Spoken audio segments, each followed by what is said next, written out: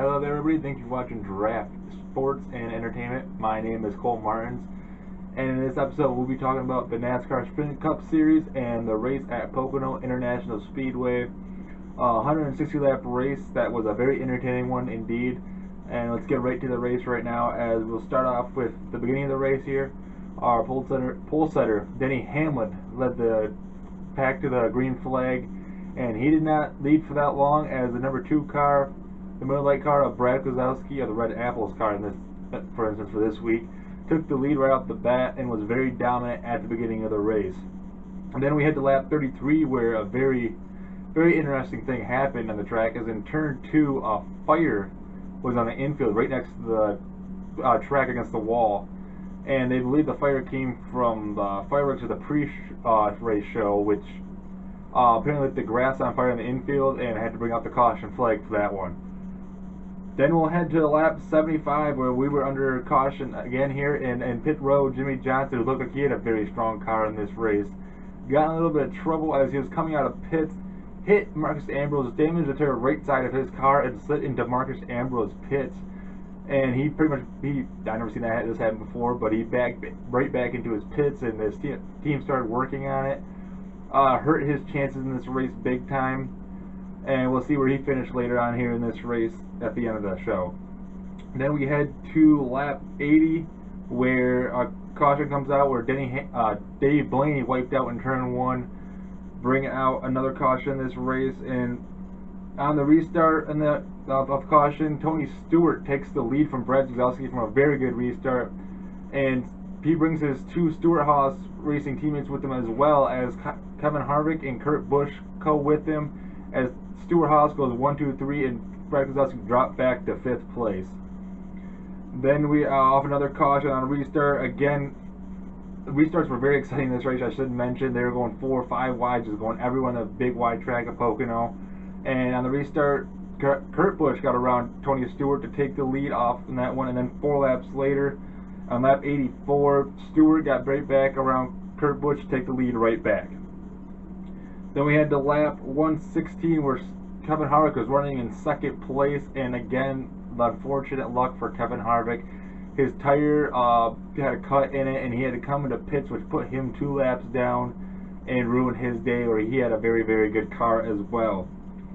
Then we had to lap 137, where Danica Patrick, again in some trouble, as she hit the wall in turn 3 and went pretty much slid across the entire wall, which brought out the caution late in the race, which gave people a decision if they should pit or not.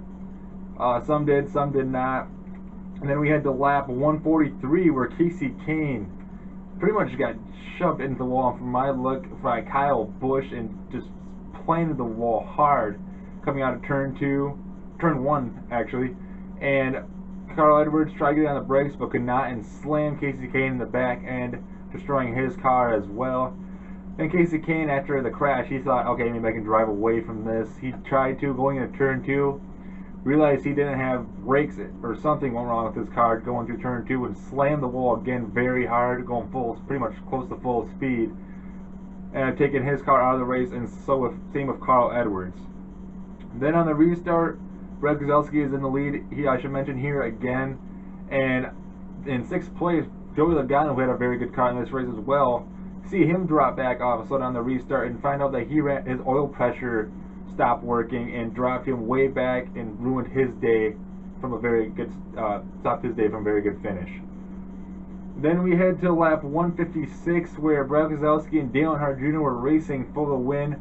Brad Keselowski had some very unfortunate luck in this one, and just like Las Vegas, a junior of his fuel problem, Brad Keselowski got trash on the front of his car, and that put some pressure on the car about to blow up. So Brad Keselowski, trying to get the damage out the front of his car, tried going behind Danica Patrick, and he miscalculated it and almost slammed in the back of her, and had to slam on his brakes. Dale Jr. takes advantage of the opportunity and passed Brad Keselowski with 4 laps to go. Brad tried chasing him down, trying to get the garbage off his car off Jr. at that point, because in this entire race, Brad had the best car in it, and Brad, after losing that lead, could not keep his speed up, giving Dale Earnhardt Jr. his 2nd win of the season and his first win at Pocono International Speedway. his 21st career win, and also his first multi-winning season since 2004. That is 10 years ago. So congratulations to Dale Earnhardt Jr. on that one. And also mention, this is the 4th straight win for Hendrick Motorsports at Pocono, and the four different drivers as well to mention to that one: Jimmy Johnson, Jeff Gordon, Casey Kane, and Dale Earnhardt Jr. Now for the results in the race. In first place, Dale Earnhardt Jr. Second place, Brad Keselowski. Third place, Kurt Busch. Fourth place, Denny Hamlin. Fifth place, Kyle Larson. And then for the notable drivers in this race, in sixth place, Jimmy Johnson, which he did a great job coming back on this one, did a great job of pit strategy at the end, get him up there, and drove a damaged car into the sixth place finish. Eighth place, Jeff Gordon. 12th place, Kyle Busch. 13th place, Tony Stewart. 14th place, Kevin Harvick, again another car who was 2 laps down this race, got some lucky dogs from the cautions, and got up there to have a decent finish. 25th, Matt Kenseth, who I forgot to mention here, earlier in the race, he got jammed in the back, I believe it was Clint Boyer, and pretty much destroyed the entire front of his car, where they had to come in and pretty much tape the entire front of the car up. And then in 40th place, Joey Logano. 41st, Carl Edwards. And in 42nd, Casey Kane. Now some extra stats from this race. There was 21 lead changes in the race and 7 cautions.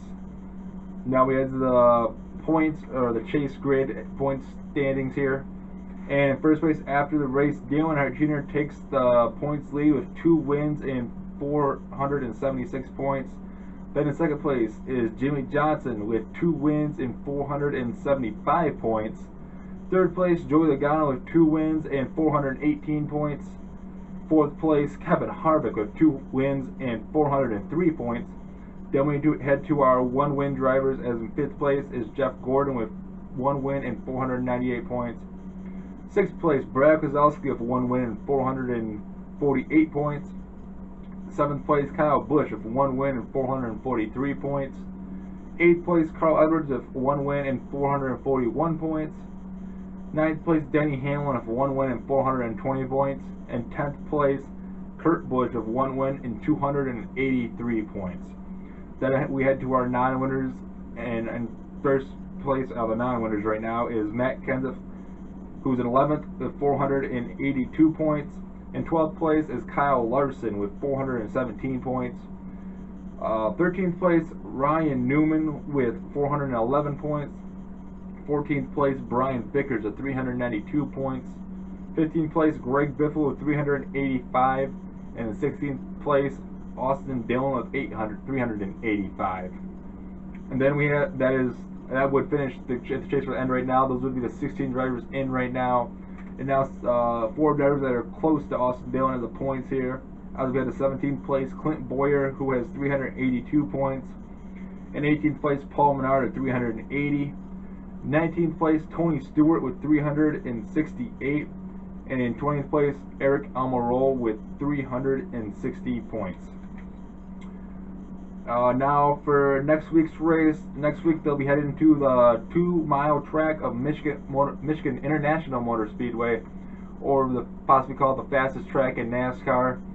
Another great race, could be a good race for Dale Earnhardt Jr., who has a great history there, has 2 wins there, possibly looking for his first career back-to-back victories.